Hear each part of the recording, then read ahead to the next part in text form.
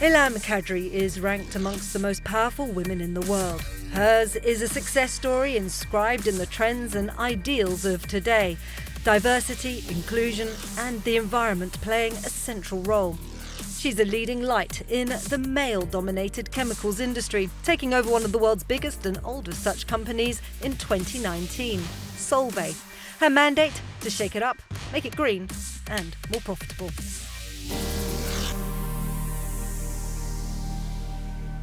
Ilham Kadri, many thanks for joining us on the programme. I know that a mantra that is important to you is the 3 Ps, people, profit, planet. But pick one, which is the most important? People. Why? People need a home called the planet. There is no people, there is no families, there is no society without the environment, right? So the planet is our home, but it's about people and humanity.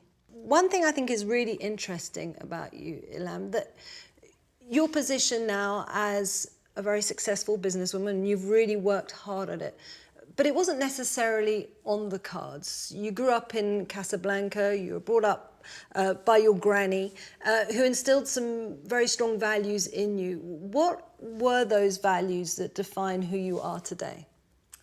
Yeah, my grandma was my first role model. She was an illiterate woman, but she taught me the love of books and to respect people who put their thoughts and wisdom in writing. Being an African-born lady, she loved to listen to the wisdom, and I got that from her. She taught me many things. I mean, she taught me to find my third exit, because girls in Morocco were told that they have 2 exits in their lives, once from the father's home to their husband's home, and the second one to the grave. And she used to laugh about it and say, this is not sexy, so find your third exit. And mine was education. Many of us won't have heard what Solvay is, but it's everywhere in our lives, yes. You say. So just briefly explain to us, what is Solvay? Solvay is a 159 years old company. It has been around for many, many years. You find us under the hood of your car, for example, under the bonnet of your cars, in EV batteries. There is no electrical car without Solvay inside. You find us in pharmaceutical, solutions. We purify water, grey water. We are in hygiene and cleaning, like, for example, gels you are using these days to combat the COVID-19.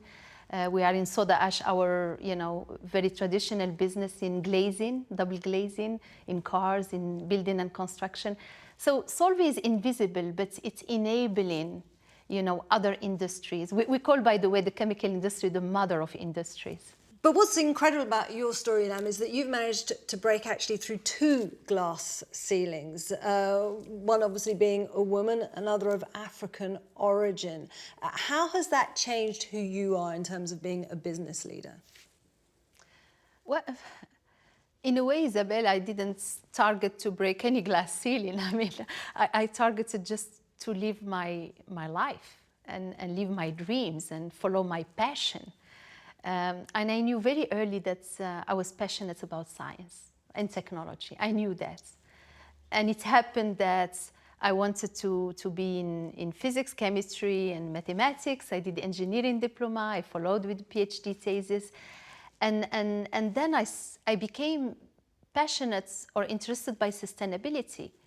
And the reason is that sustainability started at home in Morocco, in Casablanca, because we had, lived in very frugal environments, and the conservation of food and water meant a lot at that time. But there aren't many women in the industry right now, if you look at the chemical industry. So what have you managed to achieve so far to try and change that paradigm? You're right, Isabel, we lose them. We lose them specifically in the STEM, the science, technology, engineering, and math careers. We lose them for many good or bad reasons. We lose them maybe because at school, at youth, maybe there is an inclination to go more to bio or functional careers rather than science and business careers. We lose them during important times in a family life, which is maternity. So, and I've experienced it in really hard way. It's tough. And we lose them because we don't prepare a pipeline. we don't groom them. I was prepared like an athlete to take this job. How? And I was, how through development plans, companies have believed in me. And I had mentors and sponsors. You know the difference. A mentor speaks to you, helps you throughout the journey, and a sponsor speaks about you when you are not in the room, when the hot jobs are being discussed. And I think maybe women and girls need to nurture both, to work on both mentorship and sponsorship. So I think all of this is important, and then obviously persistence, endurance, hard work. When you talk about inclusion in there, we're talking about gender parity, but inclusion is also Yes. about disability. Yes. It's about Yes. bringing in people from Yes. different ethnicities. Yes. It's also about LGBT rights. Of course, of So course. how, as one person, can you change, you're talking about an ecosystem of a company that hires tens of thousands of people? Diversity at Solvay is diversity of gender, of course, but diversity of races, ethnies, religion, skin color, background, thoughts, disability. And all of this is important. And then when you have the diversity, you need to have the inclusion. By the way, we put the I before the D at Solvay. Because often in my career, I've seen it. Diversity leaves you because you don't listen to it. It's close to my heart because I'm a pure product of inclusion and diversity. I was given a chance, but I was not waiting for that chance. I provoked it. And when it happened in front of me, when it came in, I took that train. And by the way, Isabel, we don't do it for charity. It impacts the bottom line. It makes companies stronger, more profitable. And our employees, the millennials, the future leaders are asking us for such environments. Well, then that leads me to the next issue I would like to discuss, and that is sustainability, because obviously that is part of the 3 Ps, planet aspect. Now, sustainability is also one of the game changers now. It's also profitable, isn't it? But when will it be profitable? And is Solvay ready to go as far as to try and aim to become a zero emissions enterprise? Of course, it has to be profitable, because if it's not profitable, it's not sustainable, right? But the beauty of it is that science and technology is the answer. It's going to create new solutions. We are on that journey. We joined the Paris Agreement, which is a big deal because we are abandoning coal. And this company started 159 years ago with soda ash business using coal as a primary energy. We don't know how we're going to abandon all the coal as an energy in our manufacturing side around the world by 2030, but we commit to do it. So we should not be afraid. I think the companies who are not going to pick up this green rebound and are serious about the sustainability roadmap are going to fail and disappear. They will have the Kodak moments. And if we look at in terms of climate, in terms of the environment, the chemicals industry, when you look at these huge plants, they don't really look like particularly green places. So how polluting is Solvay today? Well, it's part of, the journey of the chemical industry, right? Of course, the chemical industry is one of the CO2 emitters. We need to target the carbon neutrality, but we cannot do it alone. You need a partnership. You need private-public partnership. And we as a company, we're going to be disruptive through redesigning our products from day one to become circular. So the big example we are working in collaboration with Veolia is the recycling of batteries. The batteries, your car, at the end of its life, the battery is thrown away. While a battery is what? Is a cathode and an anode, is full of precious metal, lithium, cobalt. And if we can extract those materials, here you are. If you use a waste, it's not a waste anymore. Now, COVID-19 has brought misery to millions of people's lives around the world. But interestingly, I've also been hearing increasingly that it's become an accelerator for change in big companies. Is this something you have seen as well at board level? It's the first time where we had, several risks taken independently coming at the same time and hitting us. First, the security and safety of our people. Back in March, I was the chief mask officer, not the executive officer anymore. We were all looking and dying to find enough masks. to protect our employees. We had to protect our liquidities and cash, because without liquidities, you don't survive. We had to take care of our value chain and customers to not disrupt the supply chains because the borders were closing, like in Europe, right? And I said it to our teams, we have two paths, right? One is to complain and excuse ourselves because the macros are really bad, and they were bad because we are also exposed to transportation. The second path is to accelerate the reform and emerge stronger. The employees of Solvay has taken the second path. And it's amazing. I'm so proud of them, because after 9 months of the crisis, we are a better company. I really believe it.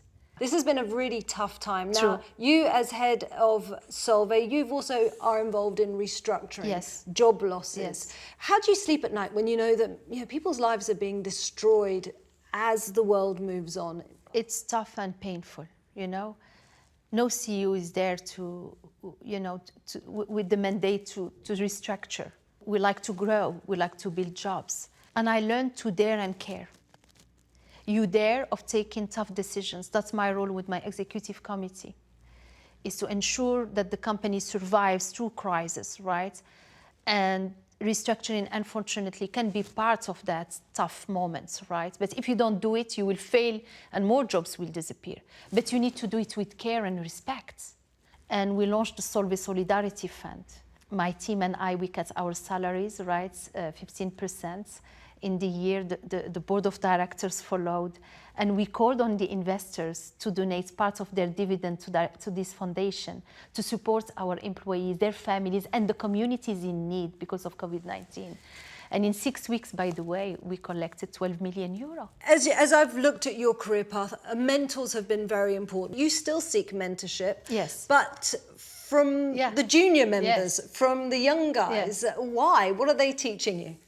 They're teaching me a lot. They're teaching me to unlearn and relearn. They are teaching me their wisdom, because at the end of the day, what is the role of a CEO, of a leader, is to leave a legacy and to give that baton I was given with the company in better shape than the one I inherited with, right? For them, for these young people. They have challenges of protecting the planet. I didn't grow up, I grew up with sustainability at home. That's my personal story.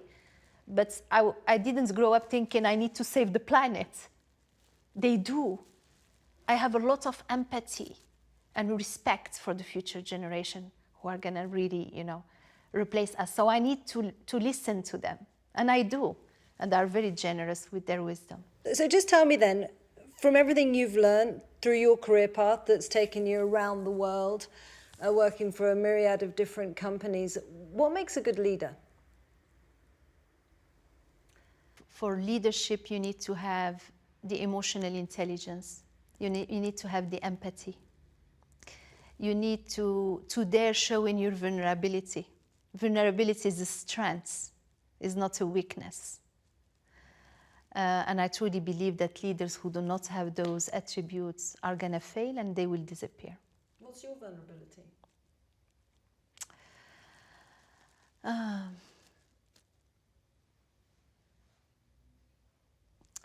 People. I love them. I love to be at the service of humanity. But I know how to dare and care.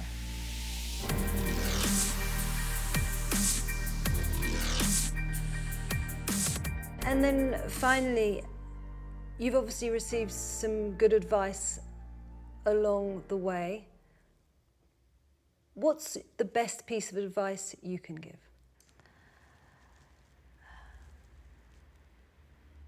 Have a dream and live your dreams. Go after them. And dream big, bigger than what you can even think you can achieve. Dream big and go after them. Ilham, many thanks for giving us your time. I've really enjoyed this conversation. Thank you very much, Isabel.